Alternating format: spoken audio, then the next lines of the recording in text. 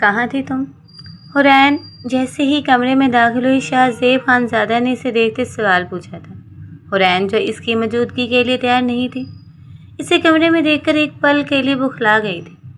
اس کے چہرے کا رنگ یکلخت سفید پڑا تھا۔ آپ کب آئے؟ حورین نے بمشکل اپنے لہجے کی لڑکا پاتے ہوئے پوچھا تھا۔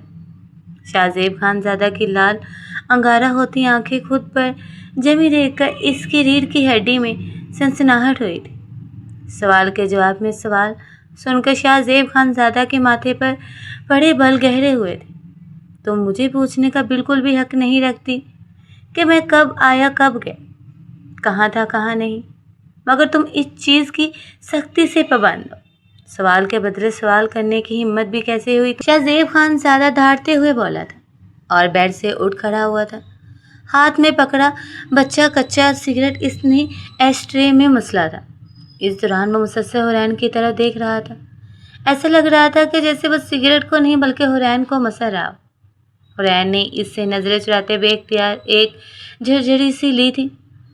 شاہ زیب خانزادہ چلتے ہوئے صوفے پر آ کر ریلیکس انداز میں بیٹھ گیا تھا۔ یہاں آؤ، گہری نظروں سے حورین کا جائزہ لیتے اس نے حکم صادر کیا تھا اور اپنے ایک ہاتھ کو دوسرے ہاتھ سے ملا کر انگلیاں چٹکنے لگا۔ میں حورین نے ڈرتے ڈرتے پوچھا، تمہارے علاوہ کوئی اور ہے کیا یہاں؟ فوراً یہاں آؤ، شاہ زیب خانزادہ نے غصے سے کہا تو حورین کا یوں انجان بننا ایک آنکھ نہ باتا تھا۔ حورین وہیں کھڑی انگلیاں چٹکانے لگی تھی۔ بہری ہو گیا، سنائی نہیں دے رہا کہ میں کیا کہہ رہا ہوں؟ شاہ زیب خانزادہ پہلے سے بھی زوردار آواز میں بولا تھا۔ حورین تھر تھر کانپ کر رہ گئی تھی، لیکن آگے بڑھنے کی ہمت نہ ہوئی تھی۔ بہت ہی کوئی ڈھیٹ ہڈی ہو تم، لیکن میرے سامنے تمہارا یہ ڈھیٹ پن بالکل بھی نہیں چلے گا۔ تم جیسیوں کو سیدھا کرنا مجھے اچھے سے آتا ہے۔ شاہ زیب خانزادہ اپنی جگہ سے اٹھ کر حورین کے پاس آیا تھا اور اس کا منہ دبوچ لیا۔ چھوڑے مجھے درد ہو رہا ہے، حورین نے اپنا آپ اس سے چھڑواتے ہوئے کہا تھا، مگر اس باڈی بلڈر کی کثرتی وجود کے سامنے حورین کی ساری مزاحمتیں بیکار گئی تھی۔ کہاں گئی تھی تم اور کس کی اجازت سے گئی تھی؟ شاہ زیب خانزادہ نے اس کا جبڑا چھوڑ کر اس کے بالوں کو اپنی گرفت میں لیتے جھٹکا دیا تھا، جس سے حورین کا چہرہ شاہ زیب خانزادہ کے چہرے کے مقابل آیا تھا۔ میں امی کی طرف گئی تھی، حورین نے آنکھیں میچے ہی جواب دیا تھا۔ جھوٹ، شاہ زیب خانزادہ نے کہا۔ جھوٹ نہیں، یہ سچ ہے، یہ میں امی سے ملنے گئی تھی۔ حورین نے صفائی دینا چاہی تھی۔ کیوں گئی تھی تم وہاں؟ شاہ زیب نے اگلا سوال کیا تھا۔ امی کی طبیعت خراب تھی، حورین نے حلق تر کرتے جواب دیا تھا۔ تمہیں ان کی طبیعت کی جیسی بڑی پرواہ ہے؟ باپ کو جیتے جی زندہ درگور کرنے کے بعد اب تمہیں ماں کی بیماری اور اس کی بیمار پرسی کا خیال آیا۔ یہ بہانے کسی اور کے سامنے بنانا جو تمہیں جانتا نہ ہو۔ میں تمہیں اچھے سے جانتا ہوں اور تمہاری رگ رگ سے واقف ہوں۔ اپنے عاشق کو بلایا تھا نا وہاں، بولو جواب دو۔ شاہ زیب خانزادہ نے اس کے چہرے پر اپنی گرم سانسیں چھوڑتے ہوئے پھنکارا تھا۔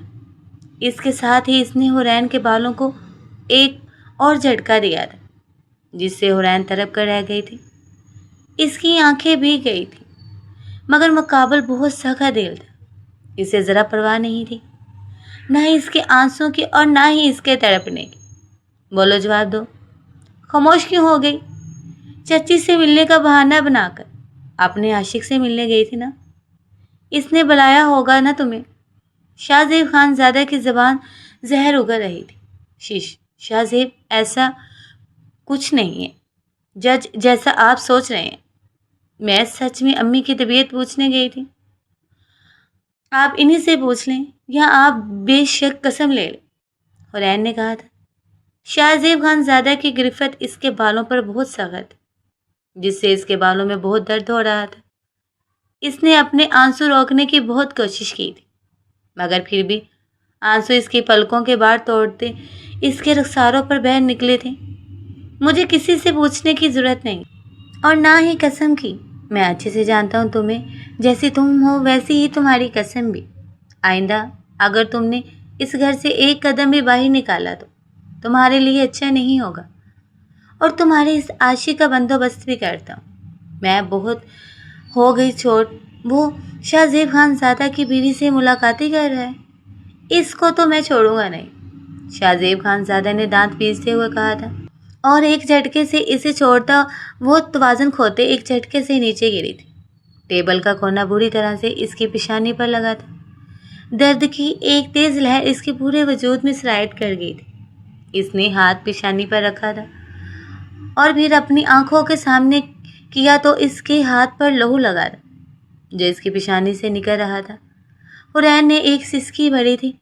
ہاں راشد، میری بات گوش، ہاں اس لڑکے کو اٹھوا لو، جو میں کہہ رہا ہوں تم وہ کرو، تمہیں مشورے دینے کی ضرورت نہیں، وہ لڑکا آج کے آج ہی مجھے ڈیرے پر چاہیے، شاہ زیب خان زادہ نے فون ملا کر کسی سے کہا تھا۔ اس کے الفاظ سنتے حورین کی آنکھوں میں خوف اترا۔ وہ بمشکل اپنے دکھتے سر کو سنبھالتے ہوئے اٹھ کھڑی ہوئی تھی۔ اس کے سر میں سے درد کی ٹھیسیں اٹھ رہی ہیں، مگر اسے اپنی پرواہ نہیں تھی۔ وہ تو اس کا سوچ رہی تھی جسے شاہ زیب خان زادہ اٹھانے کا کہہ چکا تھا۔ شاہ زیب خان زادہ کال بند کرتے حورین پر ایک نظر ڈالے بغیر آگے جانے لگا تھا۔ جب حورین اس کے پیچھے لپکتی اس کا ہاتھ تھام گئی تھی۔ ایسا مت کریں پلیز، میں اس سے ملنے نہیں گئی تھی، آپ اسے کچھ مت کہیں۔ حورین نے التجائیہ نظروں سے شاہ زیب کی طرف دیکھتے ہوئے کہا۔ شاہ زیب نے پیچھے مڑتے پوری قوت سے حورین کے منہ پر تماچا رسید کر دیا تھا۔ حورین کی بات اسے سر تا پاؤں سلگا گئی تھی۔ وہ اس کی نکاح میں ہوتے ہوئے کسی اور کے لیے تڑپ رہی تھی۔ یہ بات شاہ زیب خان زادہ کو بھلا کہاں گوارا تھی۔ اس کا بس نہیں چل رہا تھا کہ وہ حورین کا گلا دبا کر اس کو جان سے ہی مار دیتا۔ تم اس کی طرفداری کرو گی، وہ بھی میرے سامنے؟ تمہارے دل میں یہ خیال بھی کیسے آیا کہ میں سامنے اس کی طرفداری کروں؟ میرے نکاح میں ہو تو، مگر تمہیں اس کی فکر ہو رہی ہے۔ حالانکہ ہونا تو ایسا چاہیے تھا کہ تمہیں میری فکر ہونی چاہیے، میرا خیال ہونا چاہیے تھا، مگر تمہیں میرے بجائے اس کی فکر ہے، اس کا خیال ہے، تم اس کے لیے تڑپ رہی ہو۔ پتہ ہے کیا ہے، اصل میں غلطی تمہاری نہیں بلکہ میری ہی ہے۔ میں نے ہی تمہیں ڈیل دے کر اتنا سر پر چڑھا لیا ہے کہ تمہارے منہ میں زبان لگ گئی ہے۔ اگر پہلے روز ہی تمہیں تمہاری اوقات بتا دیتا تو یہ نوبت ہی نہ آتی، لیکن فکر نہ کرو، ابھی بھی زیادہ دیر نہیں ہوئی، میں پہلے اس سے نپٹ آؤں، پھر تمہیں بھی آ کر اپنے رشتے کی نوعیت بتاتا ہوں، تاکہ تمہیں اندازہ ہو جائے کہ ہم دونوں کے درمیان کیا رشتہ ہے، اور تمہارے ذہن سے ہر ایک ایرے گیرے کا خیال نکل جائے۔ تمہارے وجود پر آج میں اپنی ایسی چھاپ چھوڑوں گا کہ تمہارے عاشق کی کوئی بھی یاد باقی نہیں رہے گی، سب ختم ہو جائے گا۔ جو اس کے لمس تم سنبھال کر رکھتی رہی ہو نا، اب میں وہ سب ختم کر دوں گا۔ تمہارا ایسا حال کروں گا کہ تم دوبارہ کسی اور کا نام تک اپنی زبان پر نہیں لاؤ گی۔ حورین کو دونوں کندھوں سے دبوچ کر اپنے مقابل کرتے ہوئے شاہ زیب خان زادہ نے ایک کے بعد ایک جملہ کہا تھا جو حورین کے نازک وجود پر بجلی بن کر گرا تھا۔ وہ اس کی سخت گرفت میں مچل کر رہ گئی تھی۔ شاہ زیب خان زادہ نے اسے بری طرح جھنجھوڑ ڈالا تھا، پھر یوں ہی اسے لا کر بیڈ پر پھینکا اور بنا اس کی طرف دیکھے باہر نکل گیا تھا۔ حورین بیڈ پر گرتی اوندھے منہ رو دی تھی۔ کچھ ہی دیر میں اس کی سسکیاں پورے کمرے میں گونجنے لگی تھی، مگر افسوس کہ ان سسکیوں کو سننے والا وہاں کوئی بھی نہ تھا۔ کہاں جا رہے ہو شاہ زیب؟ شاہ زیب خان زادہ کمرے سے نکلا سیدھا باہر آیا تھا۔ اس کا ارادہ ڈیرے پر جانے کا تھا۔ اس نے گاڑی کا دروازہ کھولا اور اندر بیٹھنے ہی والا تھا کہ تبھی ہیرا بیگم نے آواز دے کر اس سے پوچھا تھا، کہیں نہیں ماں، ضروری کام ہے؟ ایک کسی سے جا رہا ہوں، رات تک آ جاؤں گا، شاہ زیب خان زادہ نے مڑتے جواب دیا تھا۔ یہ اپنی بیوی کو بھی کچھ سمجھاتے جاؤ، جب دل آتے ہے منہ اٹھا کر کہیں بھی نکل جاتی ہے، نہ پوچھتی اور نہ ہی کچھ بتاتی ہے، پتہ نہیں کیا کچھ کہہ رہی ہے یہ لڑکی۔ اسے کہو کہ اگر اپنی عزت کا خیال نہیں ہے تو کچھ ہماری عزت کا ہی خیال رکھ لے۔ کیا ہمارے سروں پر بھی خاک ڈلوائے گی جیسے اپنے ماں باپ کے سر پر ڈلوائی؟ ہیرا بیگم نے زہر خند لہجے میں حورین کا ذکر کرتے ہوئے کہا تھا۔ ماں فکر نہ کریں، ایسا ویسا کچھ نہیں ہوگا، मैं आकर पूछता हूँ इसे, अभी मुझे जाना है। शाहजेब खान ज़्यादा ने खुद पर जब्त करते हल्के फुल्के लहजे में कहा था, वरना तो इसका दिल चाह रहा था कि अभी के अभी जाकर हुरैन को 2-4 थप्पड़ और लगाता, मगर खैर वो इसका दिमाग अच्छी तरह ठिकाने लगाने का सोच चुका था। हीरा बेगम को अलविदा कहते वो गाड़ी में बैठकर रुखसत हुआ था। हीरा बेगम इसके जाने के बाद अंदर आ गई थी और नखोद से शाहजेब खान ज़ादा के कमरे के बंद दरवाजे को देखा था, फिर सर झटकते अपने कमरे में चली गई थी। सलाम साहब जी, कैसे हैं आप? आज बड़े दिनों बाद आए हैं आप। डेरे पर कोई काम था तो हुक्म फरमा देते, आपका काम यूं हो जाता। मुलाजिम अचानक से शाहजेब खान ज़ादा को डेरे पर देखकर बहुत हैरान हुए थे। वह डेरे पर बहुत कम ही आता था, या तो कहना ज़्यादा बेहतर था कि जब कभी इसे कोई ख़ास या ज़रूरी नीयत का काम होता था वो तभी आता था, और वरना वो हरगिज़ डेरे पर ना आता था। अब भी वो आखिरी मर्तबा कोई 1.5 महीने पहले आया था, अपनी शादी से 2 दिन पहले, वो भी एक ख़ास और ज़रूरी काम से, और इसके बाद वो आज यहाँ आया था। कुछ काम खुद करने पड़ते हैं नूरदीन, और तुम जानते हो मैं अपनी ज़रूरी नीयत के काम खुद करता। अब तक तो तुम्हें इस बात का अंदाज़ा हो जाना चाहिए। नूरदीन के कंधे पर हाथ रखकर दबाव देते शाहजेब खान ज़ादा ने पुरअसरार से लहजे में कहा था, जिसे सुनकर नूरदीन के चेहरे पर भी एक साया सा लहराया था। वो 1.5 महीने पहले वाली रात को हरगिज़ नहीं भूला था, और आज शाहजेब खान ज़ादा वैसे ही एक और रात को दोहराने आ गया था। शाहजेब खान ज़ादा इसे यूं ही छोड़ते अंदर कमरे की जाने बढ़ गया था। इसके जाने के बाद मुलाजिम ने दिल ही दिल में किसी के भले की दुआ मांगी। आज इनका ये सर फिरा खान ज़ादा किसकी ज़िंदगी अजीरम बनाने वाला था। शाहजेब खान ज़ादा अंदर लगे सोफे पर बैठ गया और पाँव जलाने लगा, ऐसे जैसे वो बेसब्री से किसी का इंतज़ार कर रहा हो। साहब, क्या लाऊं आपके लिए? नूरदीन कुछ देर बाद अंदर आकर मोहब्बाना अंदाज में शाहजेब खान ज़ादा से पूछने लगा था, अभी कुछ नहीं चाहिए नूरदीन, बाद में बताऊंगा। जो भी चाहिए हुआ, बहरहाल तुम इंतज़ामात कर लेना अच्छे से। अगले 4-5 रोज़ तक मैं तुम्हारी ही मेहमान हूँ। शाहजेब खान ज़ादा ने कहते हुए सिगरेट का गहरा कश लिया था और धुआं हुआ के सुपुर्द किया था। जी साहब, सो बिस्मिल्लाह, जैसे आपका जी चाहे, नूरदीन ने कहा और वापस बाहर चला गया था, जबकि शाहजेब खान ज़ादा ने बाएं हाथ की कलाई पर पहनी महंगी तरीन घड़ी पर वक्त देखते हुए अपना फ़ोन निकाला था और मखसूस नंबर डायल करते कॉल मिला दी, जो पहली ही बेल पर उठा ली गई थी। जैसे कि मुकाबल जानता हो कि शाहजेब खान ज़ादा को इंतज़ार करवाने का अंजाम क्या हो सकता था। जी सर, हुक्म करें, मोहब्बाना लहजे में कहा गया था। कहाँ मर गए हो तुम? तुम्हें कोई काम कहा था, वो किया कि नहीं? शाहजेब खान ज़ादा ने रौबदार आवाज़ में पूछा था। सर, वो काम अभी करना था, मेरा मतलब है कि रात इस काम के लिए बेहतर नहीं थी, मुकाबल ने थूक निगलते हलक तर करते हुए कहा था। कहीं ना कहीं इसे अंदाज़ा हो चुका था कि शाहजेब खान ज़ादा के काम में तखीर करके वो कितनी बड़ी मुसीबत मोल ले चुका है। यू डैम इट, तुम अभी तक बैठे सोच रहे हो? सिर्फ इतना सा काम कहा था, वो भी तुमसे नहीं होता, इसके लिए भी तुम रात का इंतज़ार कर रहे हो। अगर तुम अगले 30 मिनट में इसे लेकर डेरे पर नहीं पहुंचे तो याद रखना कि जो सज़ा मैंने इसके लिए तजवीज़ की है, इससे आधी सज़ा तुम्हें मिलेगी। फिर चाहे तुम इसे लेकर 31 मिनट में पहुंचे या फिर 41 मिनट, तुम्हारा वक्त शुरू हो गया है। शाहजेब खान ज़ादा ने अजली रौबदार आवाज़ में मुकाबल को धमकी दी थी, जिससे मुकाबल के माथे पर पसीने की बूंदें जाहिर हुई थी। वो एकदम से जी सर कहता कॉल काट गया था। शाहजेब खान ज़ादा ने मोबाइल एक तरफ रख दिया और पहला सिगरेट फेंक कर दूसरा सुलगा लिया था। फिर जब तक वो इसके सामने नहीं आए तब तक शाहजेब खान ज़ादा मुसलसल सिगरेट फूंकता रहा था। महज 28 मिनट के अंदर अंदर वो 3 डब्बियाँ पी चुका था। 29 मिनट बाद ही राशिद एक लड़के को तकरीबन घसीटते हुए वहाँ लाया था। जैसे ही वो कमरे में दाखिल हुआ, वह बुरी तरह से खांसने लगा था, क्योंकि पूरे कमरे में सिगरेट का धुआं फैला हुआ था। राशिद की आंखें जलने लगी थी, मगर शाहजेब खान ज़्यादा पुरसुकून सा बैठा हुआ था। इसे कोई फर्क नहीं पड़ता था तभी राशिद ने ही आगे होकर खिड़की खोली थी ताकि धुएं को बाहर जाने का रास्ता मिल सके, जबकि शाहजेब खानजादा खून अशाम नजरों से सामने बेहोश पड़े इस लड़के को देख रहा था, जिसकी उम्र 24 या 25 साल थी। हल्की हल्की बेर बालों की शायद पफ बनाई गई थी, जो इस वक्त बिखर कर इसके मुंह पर आ रही थी।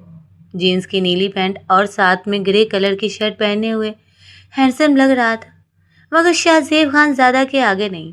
शाहजेब खानजादा के सामने वो कुछ भी नहीं था। शाहजेब खानजादे के सामने वो कुछ भी नहीं था, एक सा टकरा भी नहीं थी।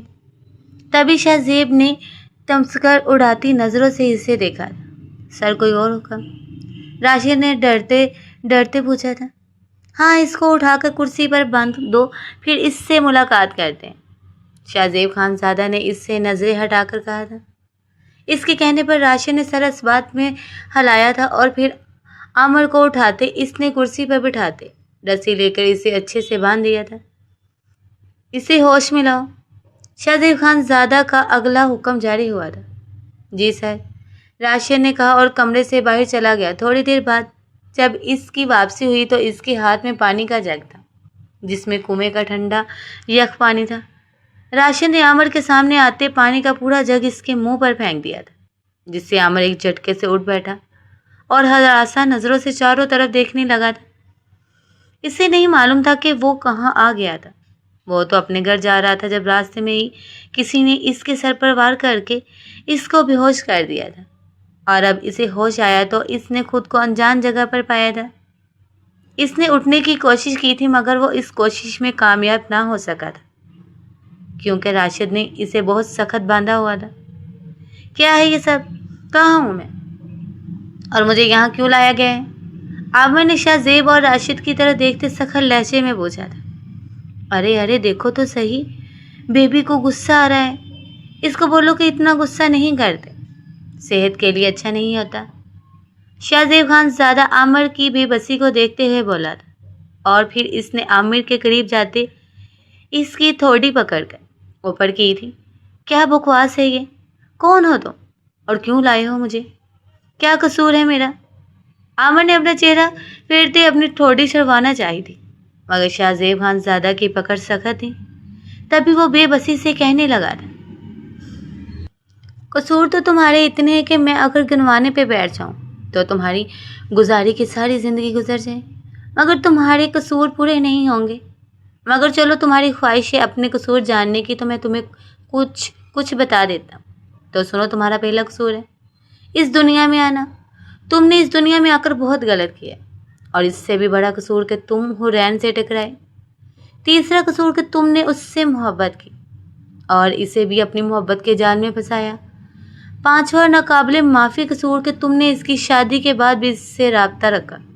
इसके लिए मैं तुम्हें किसी सूरत माफ़ नहीं करूँगा। इंतहाई सर्द और बर्फीले लहजे में कहते शाहजेब खानजादा आमिर के जिस्म में सनसनी दौड़ा गया था कि कौन हो तुम और हुरैन को कैसे जानते? आमिर ने खौफज़दा नज़रों से शाहजेब खानजादा को देखते हुए पूछा। शाहजेब खानजादा हुरैन शाहजेब खानजादा का शोहर, इसका मजाजी खुदा।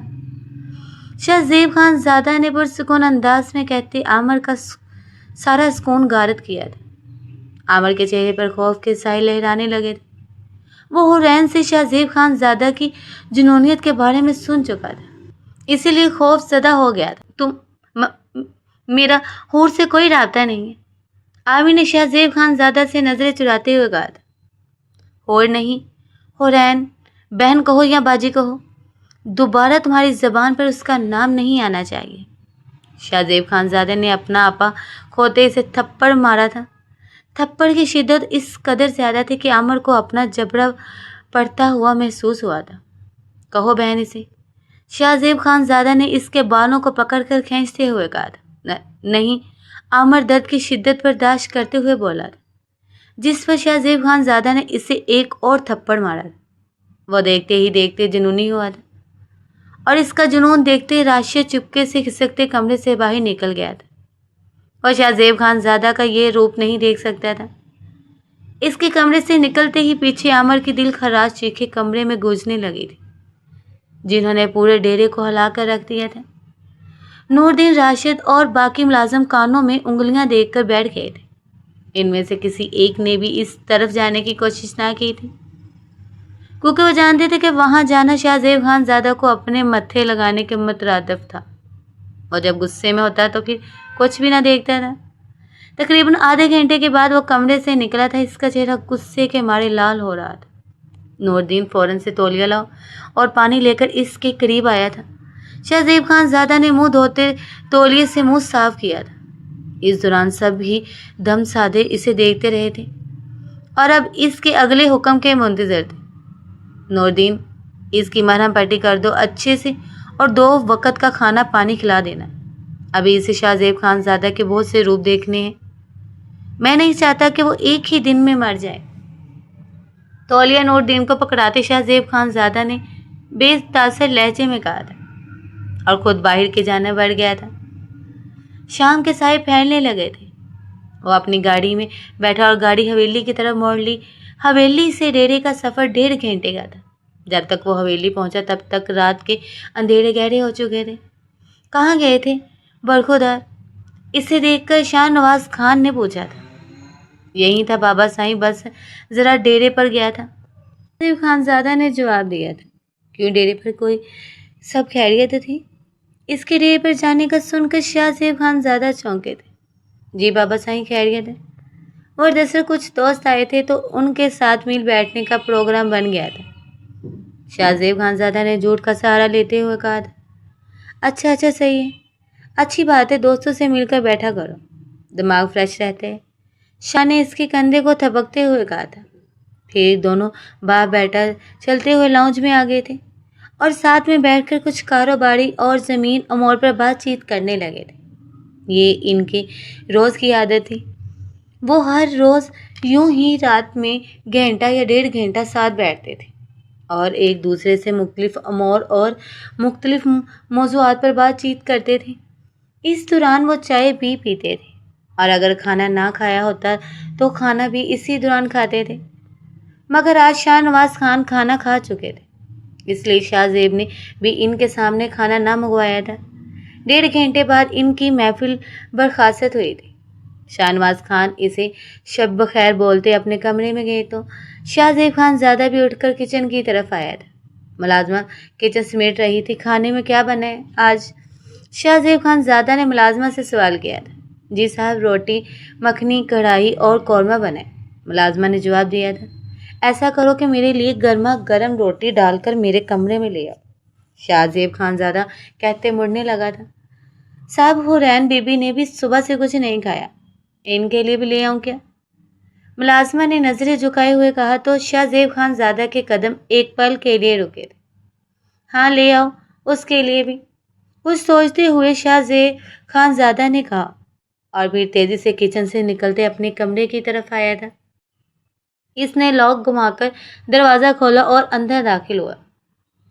گپ اندھیرے نے اس کا استقبال کیا تھا، جس پر شاہ زیب کو کافی حیرت ہوئی تھی، کیونکہ حورین بچپن سے ہی اندھیرے سے بے تحاشا ڈرتی تھی۔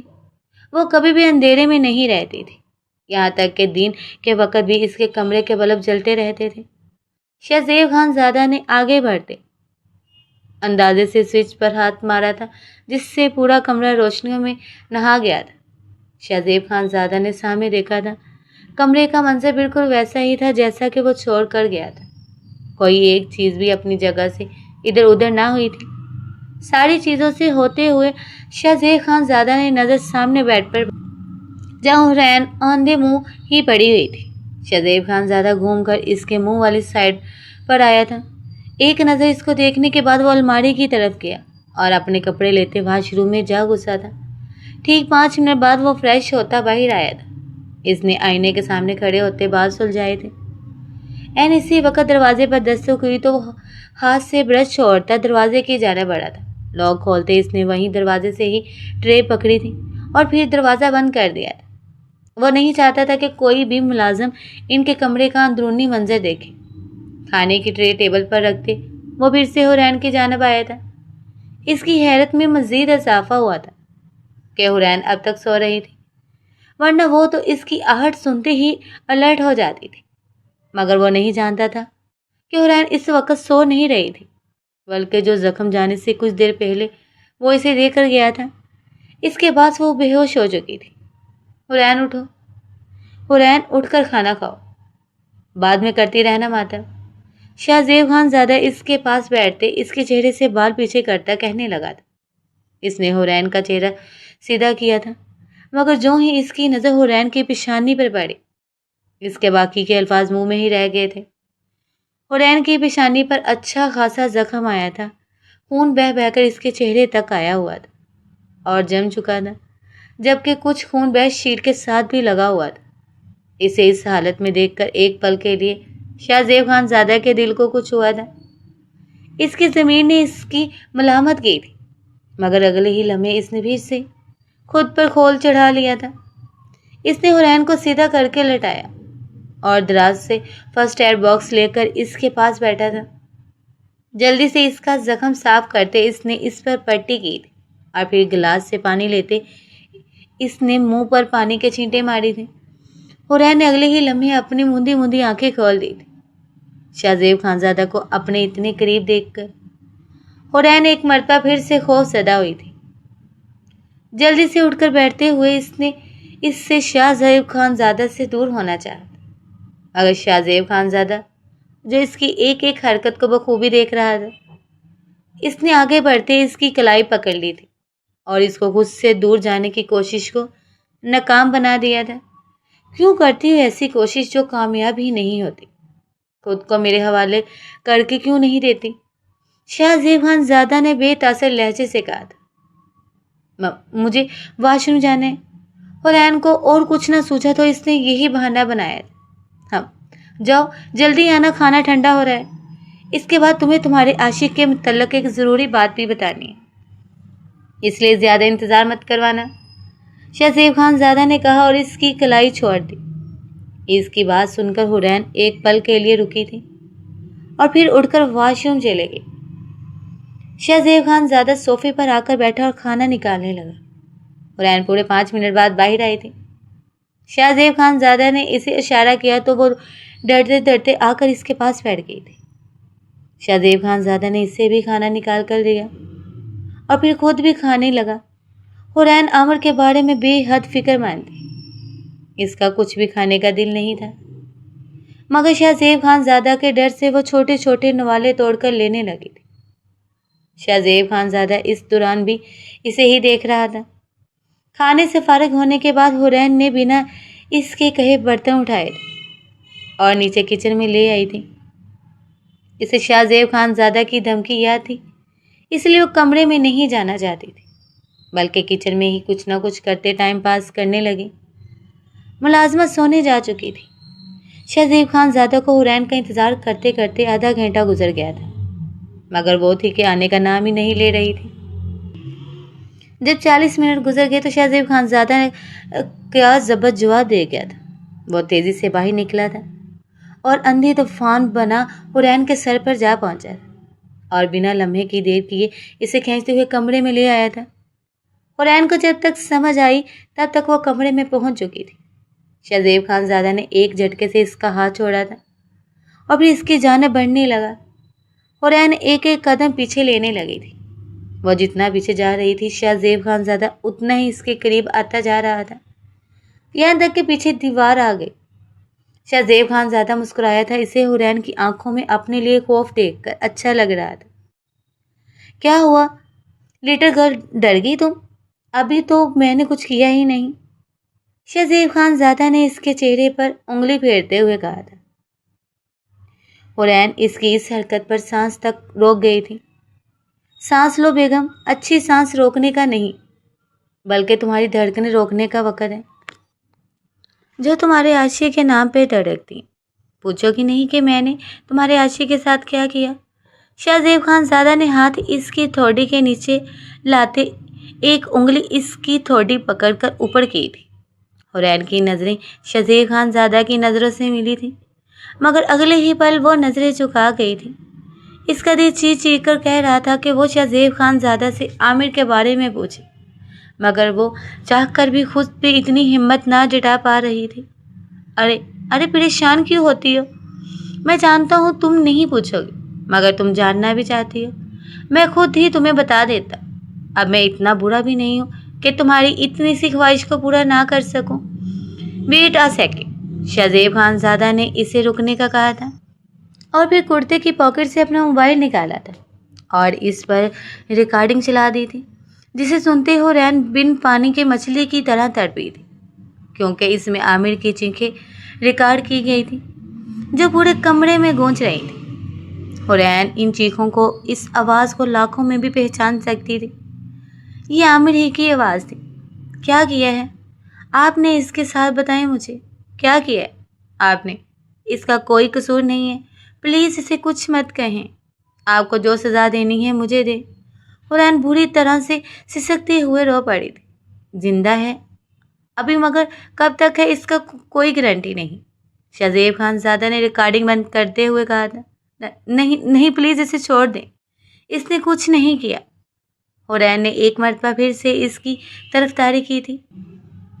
कैसे कसूरवार नहीं है वो? इसने खानजादा की इज्जत पर हाथ डाला और तुम कह रही हो कि इसका कोई कसूर नहीं है। सारा कसूर ही इसी का है, इसकी सजा इसे ज़रूर मिलेगी।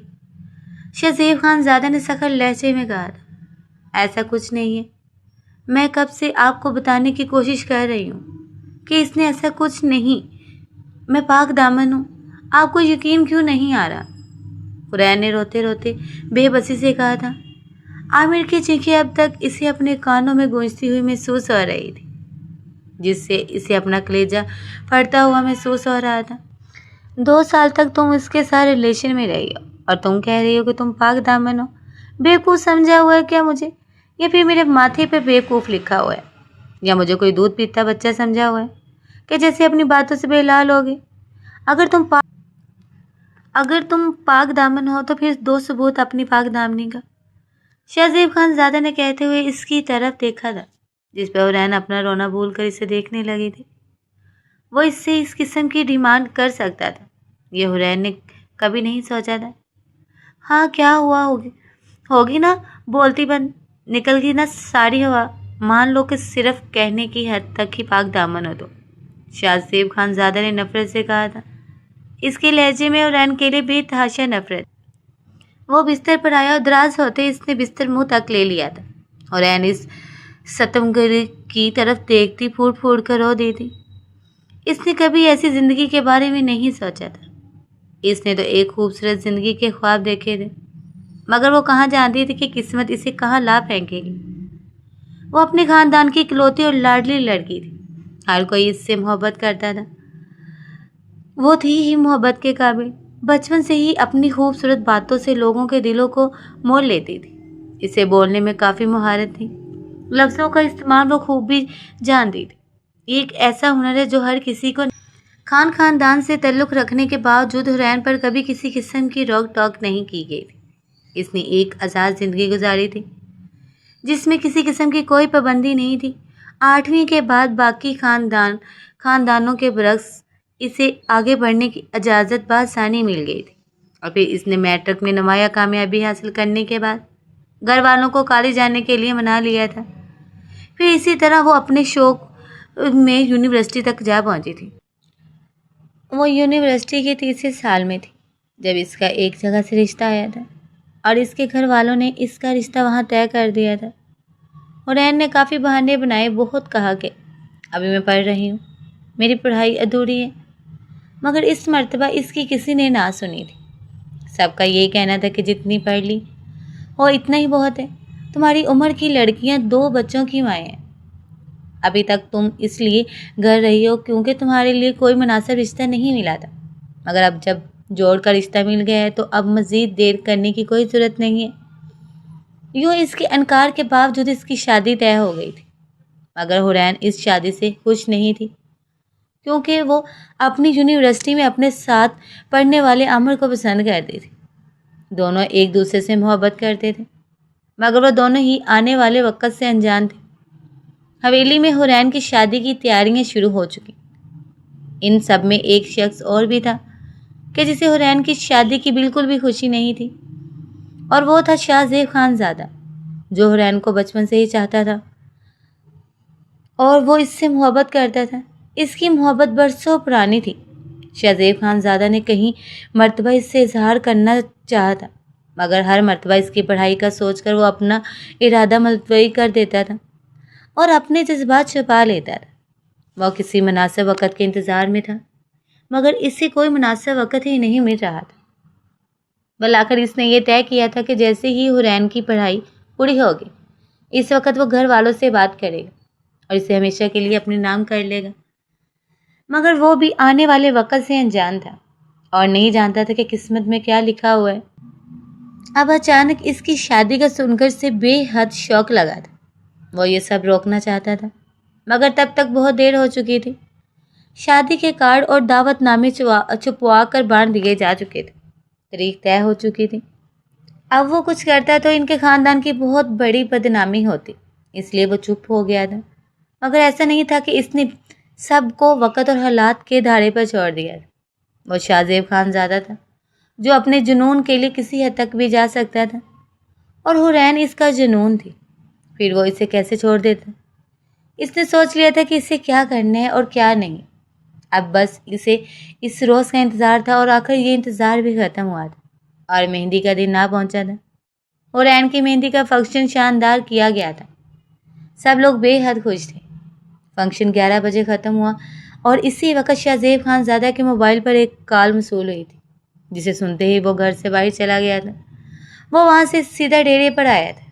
جسے وقت وہ کمرے میں داخل ہوا، اس وقت منیب کمرے میں بندھا ہوا تھا۔ منیب حورین کا ہونے والا شوہر تھا۔ شہزیب خان زادہ نے اسے ہوش میں لایا اور اسے کہا کہ صبح وہ بارات نہ لائے اور حورین سے شادی کرنے سے انکار کر دے۔ اگر منیب نے اس کی بات نہیں سنی تھی، وہ کوئی ڈیڑھ ہڈی ثابت ہوا تھا اور مزید تھا کہ اسے حورین سے ہی شادی کرنی ہے، جس پر شہزیب خان زادہ کو اشتعال آیا تھا۔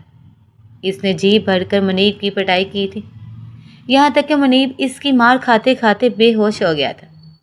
شہزیب خان زادہ نے ملازموں سے کہا کہ وہ اس پر نظر رکھیں اور 4 روز تک اسے یہیں پر باندھ کر رکھیں۔ اپنا کام مکمل کرتے شہزیب خان زادہ حویلی لوٹ آیا تھا۔ وہ خوشی سے سرشار تھا کہ اب بارات نہ آنے پر خاندان کی عزت بچانے کے لیے اسے حورین سے نکاح کرنا ہی ہوگا، مگر وہ بے خبر تھا کہ آنے والے وقت میں کیا ہونے والا تھا۔ اگلی صبح شہزیب خان زادہ کی زندگی کی سب سے خوبصورت صبح تھی، مگر وہ انجان تھا کہ یہی خوبصورت صبح کس قدر بدترین ثابت ہونے والی تھی۔ وہ تیار ہو کر آیا تھا۔ ناشتہ وغیرہ کرنے کے بعد وہ حورین کے گھر پہنچ گیا تھا، جو کہ اس کے چچا کا بھی گھر تھا۔ کچھ دیر تک ہیرا بیگم اور شاہ نواز خان بھی آ گئے تھے۔ بارات کا وقت ہو چلا تھا، مگر بارات نہیں آئی تھی۔ لوگوں میں چہ مگوئیاں ہونے لگی تھی، لوگ باتیں بنا رہے تھے۔ صاحب وہ حورین بی بی گھر سے بھاگ گئی ہیں، یہ خط چھوڑ کر گئی ہیں۔ تبھی ایک ملازمہ نے آ کر ایک چٹھی حورین کے بابا ضمیر خان کے ہاتھ میں دی تھی۔ شکر تھا کہ ملازمہ کی آواز آہستہ تھی، اسی لیے کسی نے نہیں سنی تھی، ورنہ ایک بدنامی کے ساتھ دوسری بھی ہو جاتی۔ ضمیر خان نے اندر آتے وہ چٹھی کھولی اور پڑھنے لگے۔ جیسے جیسے وہ اس پر درج تحریر پڑھتے جا رہے تھے، ویسے ویسے ان کے چہرے کا رنگ فاقہ ہوتا گیا تھا۔ انہوں نے فوراً سے شاہ نواز خان اور شہزیب خان زاد کو بلایا کر یہ بات بتائی تھی۔ شہزیب کو پہل تو یقین ہی نہیں تھا، مگر جب اس نے خود وہ خط لے کر پڑھا تو بے اختیار لڑکھڑا گیا تھا۔ اس میں حورین نے اپنے اور عامر کے بارے میں لکھا تھا کہ وہ 2 سال سے ساتھ شہزیب خان زادہ ایک دم آگ بگولا ہوا تھا۔ اس وقت اس کی محبت کہیں دور جا سوئی تھی اور اس کی جگہ نفرت کی ایک شدید لہر تھی جو شہزیب خان زادہ کو اپنے سینے سے اڑتی ہوئی محسوس ہو رہی تھی۔ وہ ایک دم غصے سے آگ بگولا ہو گیا تھا۔ اسے حورین سے اس چیز کی امید کبھی بھی نہیں تھی۔ ضمیر خان یہ صدمہ برداشت نہیں کر پائے تھے اور ہارٹ اٹیک سے چل بسے تھے۔ سب یہی سمجھتے کہ شاید انہوں نے بیٹی کی بارات نہ آنے کا صدمہ لیا، مگر حقیقت سے کوئی بھی واقف نہیں تھا۔ میت کو دفنانے کے بعد شاہ نواز خان نے حورین کی تلاش شروع کر دی تھی، جو جلد ہی مکمل ہو گئی تھی۔ اگلے ہی روز وہ حورین تک پہنچ چکے تھے۔ اب یہ حورین کی بدقسمتی تھی یا کچھ اور، لیکن ابھی تک حورین اور عامر کا نکاح نہیں ہوا تھا۔ شاہ نواز خان حورین کو واپس لے آئے تھے اور یہ اعلان کر دیا تھا کہ حورین اور ان کے بیٹے شہزیب خان زادہ کا نکاح ہو گیا۔ شہزیب خان زادہ نے سنا تو وہ صاف مکر گیا۔ وہ حورین کو بدکردار سمجھنے لگا تھا۔ اسے حورین سے نفرت سی ہو گئی تھی، اسی لیے وہ حورین سے نکاح کسی صورت نہیں کرنا چاہتا تھا۔ مگر شاہنواز خان نے اس کی نہ سنی تھی اور زبردستی اس کا نکاح حورین سے کروا دیا تھا، جس کے بعد اسے وہ شاہ زیب خان زادہ کے عتاب کا نشانہ بنتی آئی۔ شاہ زیب خان زادہ کو حورین پر ذرا برابر بھی یقین نہ رہا، تبھی وہ حورین پر حد سے زیادہ سختی کیا کرتا تھا۔ سب لوگ حورین سے ناراض تھے۔ حورین کی ماں، شاہ زیب کے ماں باپ، کوئی بھی اس سے بات نہیں کرتا تھا۔ شاہ زیب خان زادہ اس سے بات تو کرتا تھا مگر انتہائی زہر خند اور نفرت بھرے لہجے میں۔ وقت گزرتا گیا اور ان کی شادی کو 1.5 مہینہ گزر گیا تھا۔ شاہ زیب خان زادہ کا رویہ دھوپ چھاؤں جیسا تھا، کبھی کبھی وہ نرم ہو جاتا تو کسی لمحے بے انتہا سخت اور روڈ۔ حورین آج تک اس کے اس دھوپ چھاؤں جیسے مزاج کو نہ سمجھ پائی تھی، لیکن وہ اس کے غصے سے بے حد ڈرنے لگی تھی۔ وہ پورا دن کمرے میں اکیلی بند رہتی تھی۔ شاہ زیب خان زادہ گھر ہوتا تو وہ اس سے باتیں ورنہ باتیں کیا کرنی تھی، وہ اسے بس مسلسل ڈانٹتا ہی رہتا تھا۔ ان دونوں کے درمیان 1.5 مہینہ گزر جانے کے باوجود بھی کوئی تعلق نہیں ہوا تھا۔ وہ اب تک اسی فاصلے پر کھڑے تھے جتنے اول روز سے تھے، اور آئے 1.5 مہینے بعد وہ وقت بھی آ گیا تھا کہ جب اس کے شوہر نے اس سے اس کی پاک دامنی کا ثبوت بھی مانگ لیا تھا۔